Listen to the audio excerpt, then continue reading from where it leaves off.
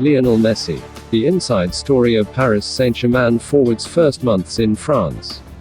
Messi's first goal for PSG was a stunning finish reminiscent of his very best. When 150,000 Lionel Messi shirts went on sale on Paris Saint-Germain's website the day his signing was announced, they were gone within 7 minutes. PSG have been here before, when Neymar signed about 4 years earlier, but it's fair to say even they were surprised by the excitement that has greeted the arrival of Argentine superstar Messi. For the man himself, though, this is a completely new experience. He joined Barcelona as a boy aged 13. Now 34, he and his young family are adjusting to a new life in a city he had last visited in December 2019 when he called in to pick up his record 6th Ballon d'Or. From the moment he landed in France in August, everyone at PSG has made a big effort to make him feel welcome. A group meeting was organized at Ander Herrera's home, where the player was holding a barbecue to celebrate his birthday, and Messi has felt backed in the dressing room from the day he arrived. Even former Real Madrid defender Sergio Ramos, with whom Messi locked horns on numerous occasions in Spain, was quick to welcome him, and before signing he had already discussed the possibility of signing with Angel Di Maria, Neymar and Leandro Paredes. Neymar even went so far as to offer him his number 10 shirt, which Messi declined, opting instead for the number 30 that he wore as a teenager when he made his senior debut for Barca. He was also pleasantly surprised by the warmth of the reception given to him by Kylian Mbappé, who incidentally speaks perfect Spanish, as well as that of happy-go-lucky team joker Marco Verratti. The good rapport Messi has always enjoyed with PSG boss and countryman Mauricio Pochettino was another reason why the move was attractive. They understand one another, talk the same language both literally and figuratively, and spoke on the phone just after it was announced that Messi was leaving Barcelona. Theirs is a relationship that goes back some way. At his first day of PSG training, Messi was shown some gym equipment by Sebastiano Pochettino, the manager's son.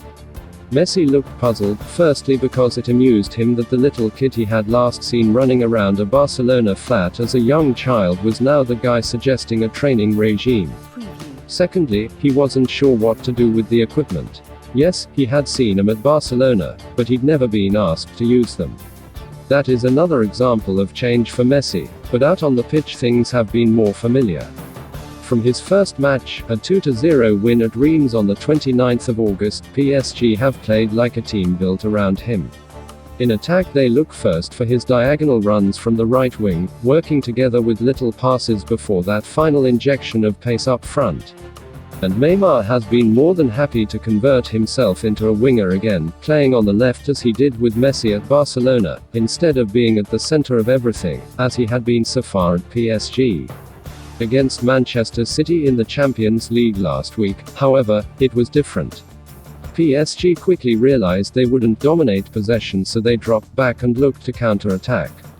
They did so to great effect, but playing that way you will always get less out of Messi. They will expect to be the team controlling possession in most games. But that may present another problem. Such a style benefits Messi and Neymar more than Mbappé, because the Frenchman needs space to run. It's a dynamic that may be difficult for Pochettino to balance. All three forwards also need to work harder defensively. There have been examples in the first few games of the team showing a tendency to split in two, with the three stars up front losing contact with the rest of the side. They certainly came unstuck at the weekend, losing 2-0 at Rennes for a first league defeat of the season, and without managing a shot on target. Before that they had won all 8 of their League One games as they seek to regain the title won by Lille last term. A few weeks earlier, much was made of Messi's substitution in his home debut, a 2-1 win against Lyon on the 20th of September.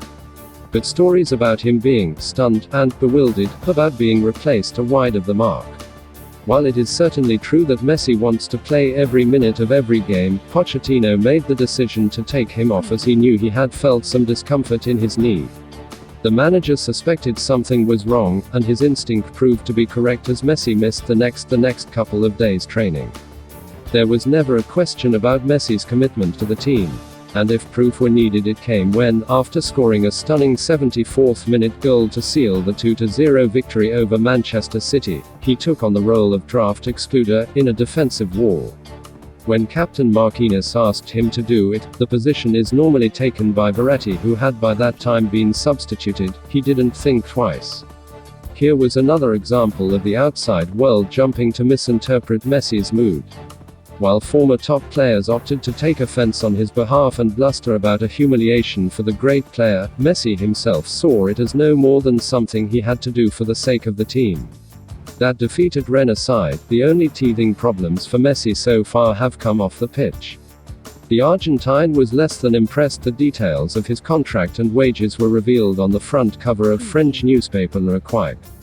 In Spain it took years for his salary to be leaked. In France it took less than 2 months, although the report is said to have been inaccurate. Added to that is an irritating soap opera developing around the Messi family's search for a property in Paris. The local press have frequently featured interviews with estate agents and property experts pontificating as to what type of home they are looking to buy. In Spain it was always all about the football, and while it was always known where he lived, his family's privacy was respected. In France it is looking like becoming a different story, and he is not happy with the intrusion, not least because it represents a potential security threat. Messi and wife Antonella have been together since 2008. Living with his family in a hotel, albeit an extremely luxurious and spacious one, is far from ideal, although it has to be said that Pochettino still does the same. The family's main objective is to settle as soon as possible, although that is easier said than done because there are not many properties in Paris that can offer the garden and expansive outdoor living they enjoyed at their home in Casteldefels on the outskirts of Barcelona.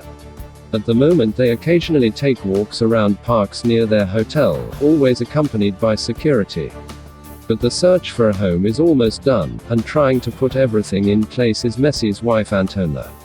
It is impossible to overstate her role, not just as a partner and mother of the children, but also as best friend, confidant and, in a situation like this, a fundamental component in ensuring everything runs as smoothly as possible. Messi first met Antonella Ricuzzo, a fellow native of Rosario, when he was just 5 years old. She is the cousin of his childhood best friend Lucas Scalia, who is also a footballer. The couple, together since 2008, are inseparable. Messi has been quick to say the hardest thing about making the decision to come to Paris was telling first his wife then his children about the move. But in Antonella he has his rock, the pillar of strength that keeps the family strong and stable. The idea he would ever have contemplated the move without the total support of his soulmate and his children that he adores is unthinkable. Perhaps conscious of the notion that the fruit never falls far from the tree, Messi's 2 oldest children train twice a week with PSG's young sides, and Antonella has taken charge of that. She also takes the children to and from school and spends time with some of her personal projects, sponsorships, partnerships and endorsements for herself, as well as being active on social media. When the family look out of their hotel window, the chances are they will be able to see some of the many supporters who still gather there, although the initial wave of euphoria has at least calmed to the extent that the fences put in place to keep the hordes at bay have now been removed. But Messimania shows no sign of abating in Paris more broadly. When I walked into the club shop with the intention of buying either a home or away PSG Messi shirt on the day of the game against Manchester City, they had sold out. His goal in that game, and the promise of many more to come, means we should be in for quite a ride. Don't forget to like and subscribe to the channel for up-to-date news from all around the globe. Thanks for watching. It was latest football news daily. Have a nice one, and see you in a bit.